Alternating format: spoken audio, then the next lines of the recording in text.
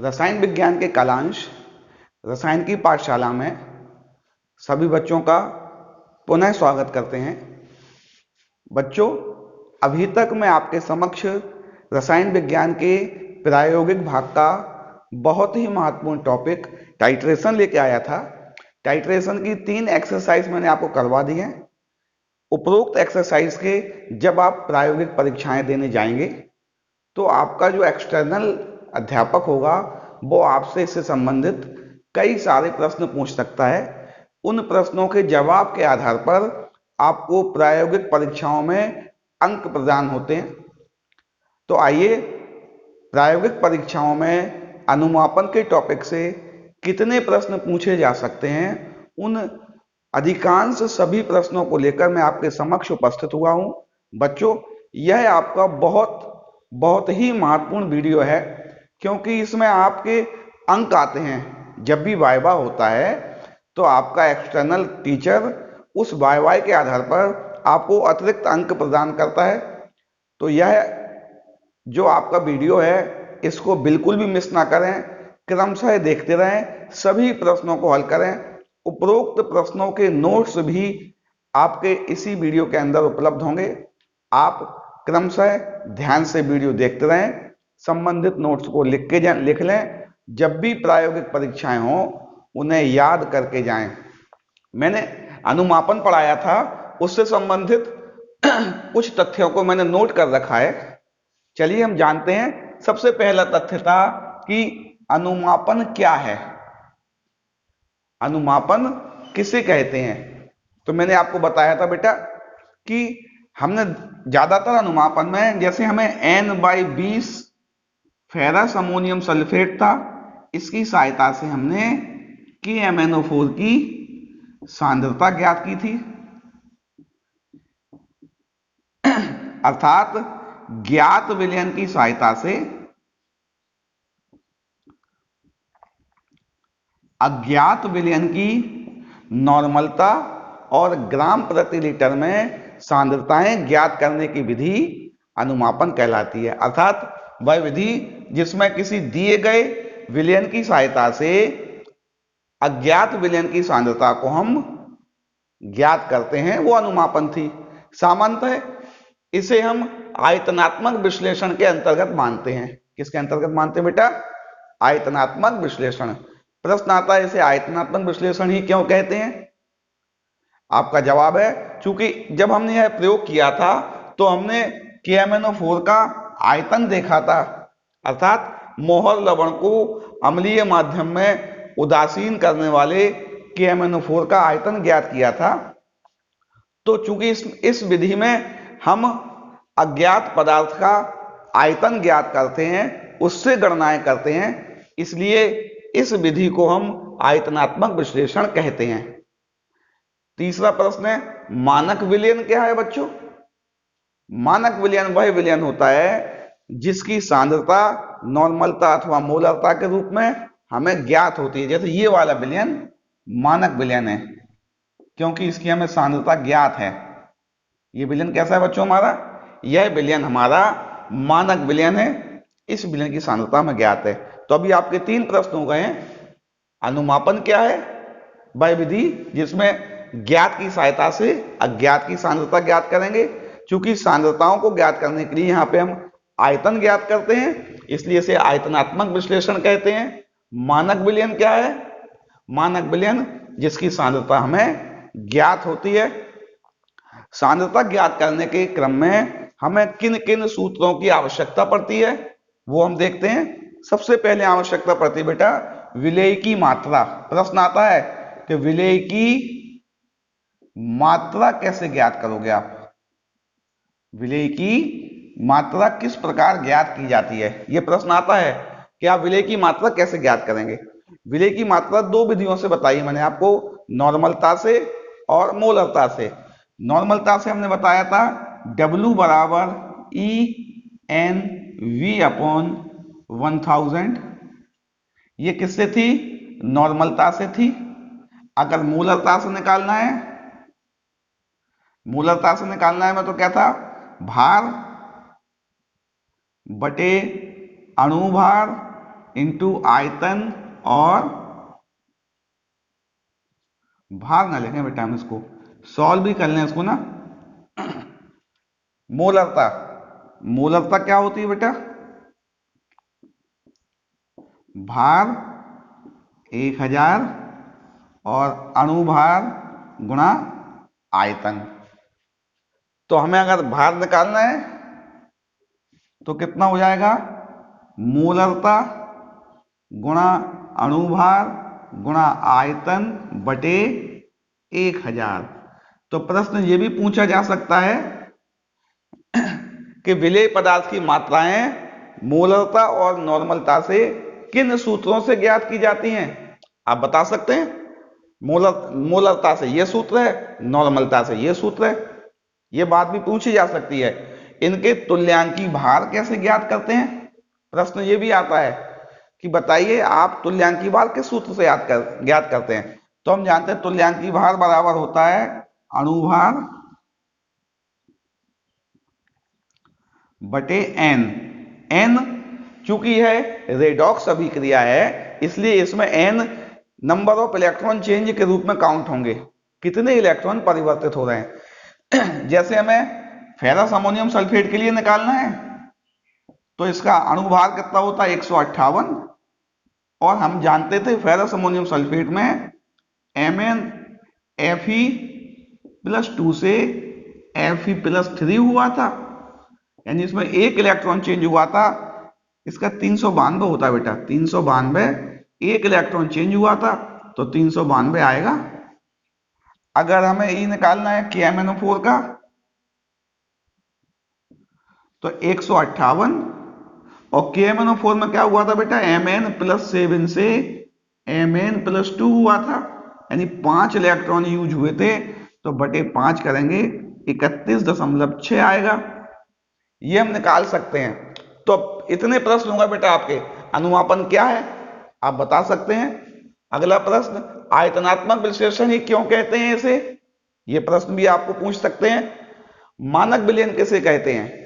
जिसकी सांद्रता हमें ज्ञात हो। विलय की मात्रा नॉर्मलता से कैसे ज्ञात करेंगे?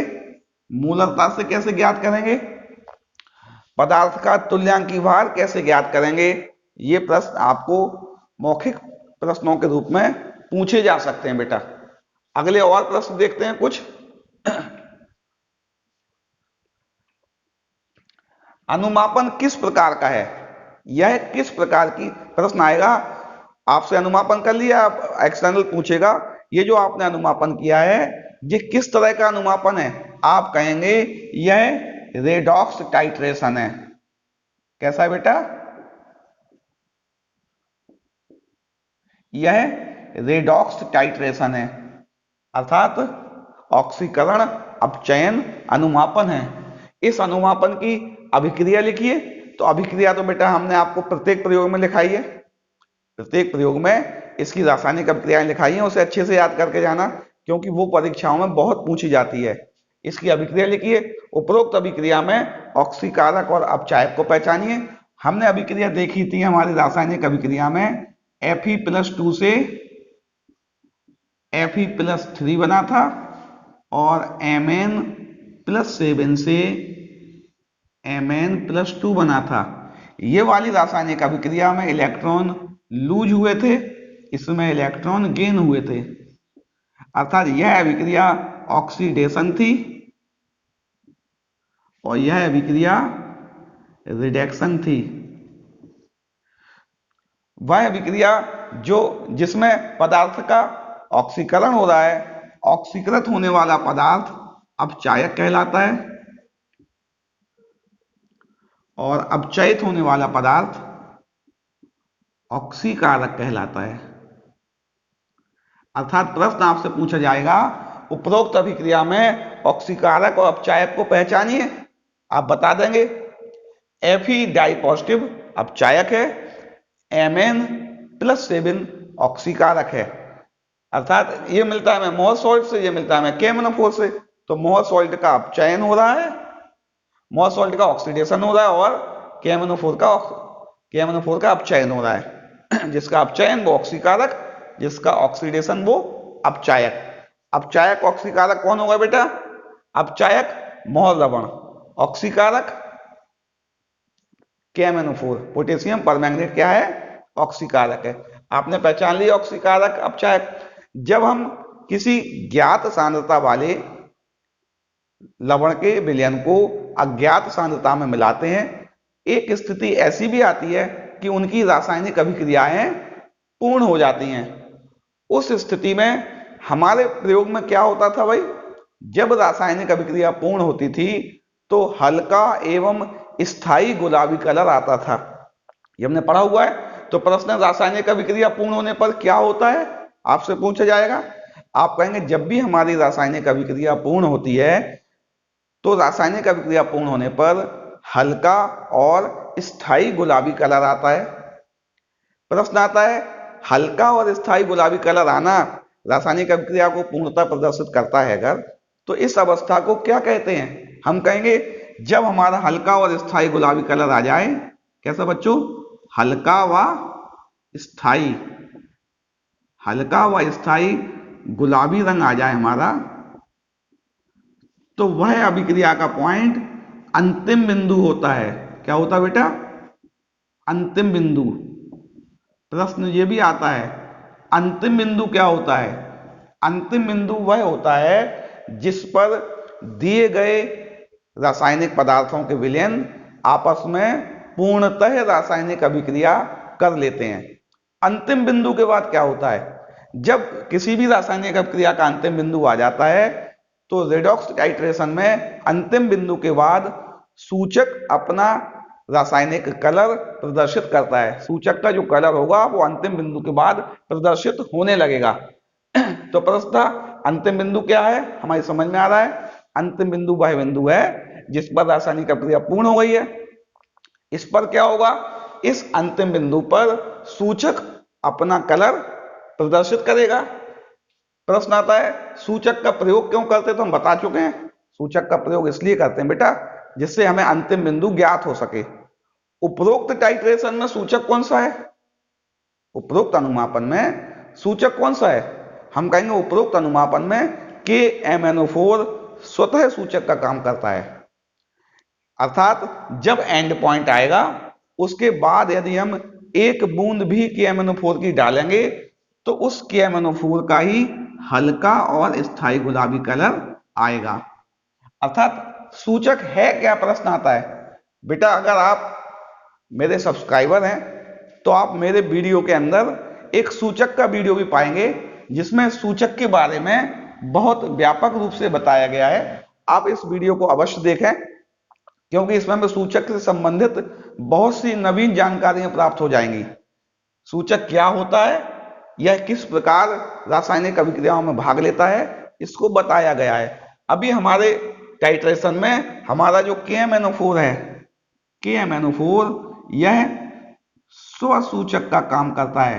अर्थात इसका खुद का ही कलर रासायनिक अभिक्रिया में आ जाता है। ऑक्सीकरण अभिक्रिया पूर्ण होने के पश्चात इसका कलर कैसा आ जाता है बेटा? हल्का और स्थायी गुलाबी आ जाता है। एक प्रश्न और भी आता है बेटा कि फेरस अमोनियम सल्फेट और KMnO4 इनके प्रचलित नाम क्या हैं? प्रचलित नाम सामान्यतः हम इन्हें किन नामों से जानते हैं, यह प्रश्न भी आता है। इसका प्रचलित नाम है मोहर लवण। क्या नाम बच्चों? मोहर लवण। इसका नाम है प्रचलित कुएं की लाल दवा। क्या नाम बेटा इसका प्रचलित? कुएं की लाल दवा। इसका मोहर लवण, इसका कुएं की लाल दवा। एक प्रयोग बेटा हमने एक बात और भी देखी होगी हमने कि अनुमापन की रासायनिक अभिक्रिया में सामान्यतः जो बैंगनी रंग का पोटेशियम परमैंगनेट विलयन होता है उसे हम ब्यूरेट में ही क्यों लेते हैं, पिपेट में क्यों नहीं ले रहे हैं? पिपेट में भी ले सकते हैं उसे हम। इसका आपका जवाब क्या है? प्रश्न आता है कि ब्यूरेट में ही KMnO4 क्यों लिया जाता है।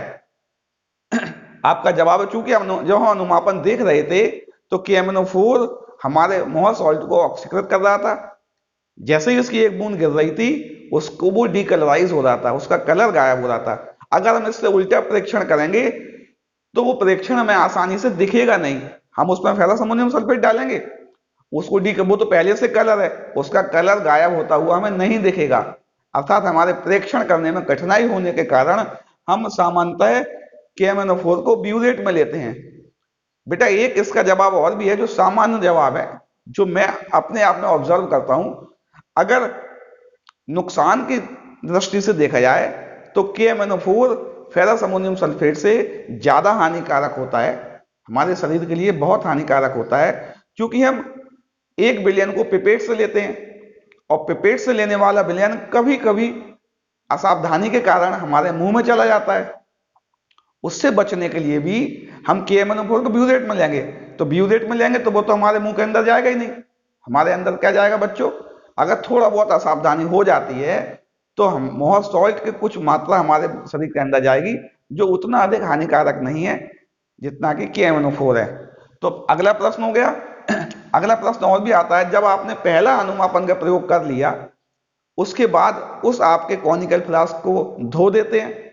यदि धोने के पश्चात उसमें जल की कुछ मात्रा रह जाती है तो क्या इस पर अनुमापन का प्रभाव पड़ेगा? हमारी गणनाएं अलग आएंगी? आपका जवाब है इसकी गणनाएं अलग नहीं आएंगी, क्योंकि अनुमापन में KMnO4 जो ऑक्सीकरण कर रहा है फेरस अमोनियम सल्फेट का, उसकी मात्रा नहीं बदलेगी। मोहर सॉल्ट की मात्रा ना बदलने के कारण, विलयन में मोहर सॉल्ट की मात्रा नहीं बदलने के कारण उपरोक्त अनुमापन में आपके प्रयोगों में कोई परिवर्तन नहीं आएगा। इसका सबसे महत्वपूर्ण प्रश्न आता है कि हमें यदि यह रासायनिक अभिक्रिया हम अम्लीय माध्यम में ना करें तो क्या होगा? हमने अम्ल क्यों मिला रहे हैं, यह प्रश्न सबसे ज्यादा पूछा जाता है बच्चों। पहली बात तो ये जो अम्ल है यह हमारे जो मोहर लवण है, मोहर लवण है, यदि अम्ल मिला हुआ है तो अम्लीय माध्यम में यह फेरिक हाइड्रोक्साइड के रूप में अवक्षेपित नहीं होगा।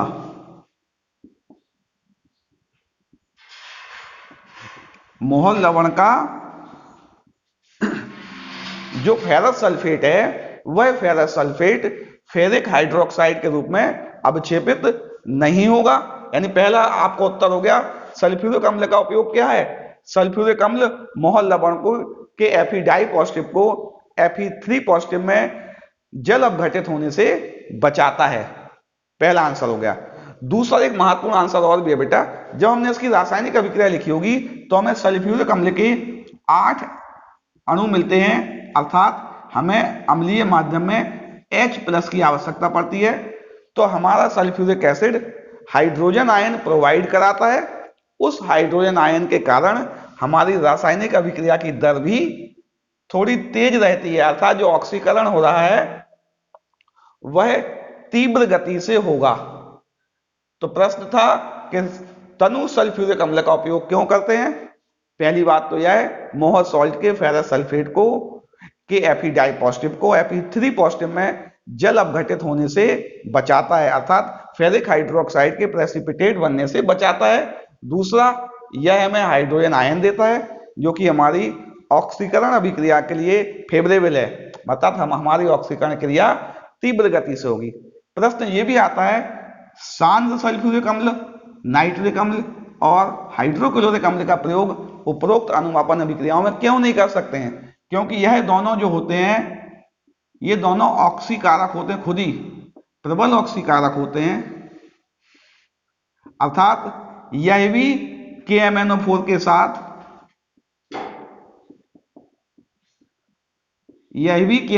के साथ ऑक्सीकरण की रासायनिक अभिक्रिया में भाग लेंगे। जब ये भी भाग लेंगे तो हमारे जो गणना के परिणाम हैं उनमें त्रुटि आएगी, अर्थात जो गणना हो रही है वो गणना क्या होगी? हमारी गणना सही नहीं आएगी, गणना सही नहीं आएगी। प्रश्न था क्या ये दोनों भाग ले सकते हैं सल्फ्यूरिक अम्ल की तनु मात्रा के अलावा? सांद्र सल्फ्यूरिक अम्ल भाग नहीं ले सकता है, नाइट्रिक अम्ल भी भाग नहीं ले सकता है, क्योंकि यह खुद ऑक्सीकारक होते हैं और यह ऑक्सीकारक होने के कारण ये KMnO4 के साथ खुद ही ऑक्सीकरण करेंगे और हमारे परिणाम भी सही नहीं आएंगे। HCl का प्रयोग क्यों नहीं कर सकते हैं भाई? क्योंकि HCl KMnO4 के साथ स्वयं अभिक्रिया कर लेगा। क्या कर लेगा बेटा? KMnO4 से क्रिया कर लेता है और Cl2 बनाता है, अर्थात इनका उपयोग भी नहीं कर सकते हैं। मैं आपको रिवाइज करा दूं, बहुत से प्रश्न बन गए हैं बच्चों। पहला प्रश्न, अनुमापन किसे कहते हैं? आपको मालूम चल गया है। ज्ञात और अज्ञात का सांद्रता ज्ञात करनी है। आयतनात्मक विश्लेषण क्यों कहते हैं? क्योंकि इसमें हम आयतन ज्ञात कर रहे हैं। मानक विलयन, जिसकी सांद्रता हमें ज्ञात होगी। विलेय की मात्रा, नॉर्मलता और मोलरता के पदों में कैसे ज्ञात करेंगे ये मैंने बताया आपको। विलेय की सांद्रता नॉर्मलता और मोलरता के पदों में कैसे ज्ञात बताया हमने। तुल्यांकी भार भी बताया। बेटा एक प्रश्न रह गया है हमारा, जब हमें ज्ञात और अज्ञात से नॉर्मलता और मोलरता से उसका निकालना हो तो कैसे निकालते हैं? सामान्यतः हम जानते थे N1V1 = N2V2, ये ज्ञात के लिए ले लेते थे और ये अज्ञात के लिए। प्रश्न आता है किसी अज्ञात विलयन की नॉर्मलता कैसे ज्ञात करेंगे? जब अनुमापन का प्रयोग कर लेंगे उसके बाद हम निकाल सकते हैं। ये हमें दिया रहेगा, इसका आयतन हम पिपेट में 25 ml लेते हैं और ये वो वाला भाग है जिस भाग पर रासायनिक अभिक्रिया पूर्ण हो गई है। एंड पॉइंट का आयतन, अंतिम बिंदु का आयतन, ये हमें ज्ञात हो जाएगा। अगर हमें मोलरता से निकालना है तो हम जानते हैं नॉर्मलता = होता है N × M, अर्थात नंबर ऑफ इलेक्ट्रॉन चेंज, और मोलरिटी यानी रख दें N1 M1V1 N2 M2V2। N1 क्या होगा बेटा? चूंकि ज्ञात था, मोलर था, इसमें एक इलेक्ट्रॉन चेंज हुआ था, एक M1V1 हो जाएगा। इसमें 7 से 2 हुआ था, 5 इलेक्ट्रॉन चेंज हुए थे, 5 M2V2 हो जाएगा। हम इस सूत्र की सहायता से मोलरता भी ज्ञात कर सकते हैं। तो आपके सामान्यतः प्रायोगिक परीक्षाओं की जो मौखिक प्रश्न पूछे जाएंगे, एक साथ सभी प्रश्नों को सामूहिक रूप से बता दिया गया है। आप इन सभी प्रश्नों को ध्यान से देखें, उनसे संबंधित नोट्स भी आप लिख लें। जब भी प्रायोगिक परीक्षाओं में जाएं, अपने संबंधित नोट्स तैयार करके जाएं। मैं आशा करता हूं अगर आप उनको तैयार करके जाएंगे तो अनुमापन के टॉपिक में लगभग सारे मौखिक प्रश्न आपके कवर हो जाएंगे और उन मौखिक प्रश्नों का सटीक जवाब देकर आप अपनी परीक्षाओं में अच्छे से अच्छे अंक प्राप्त कर सकेंगे।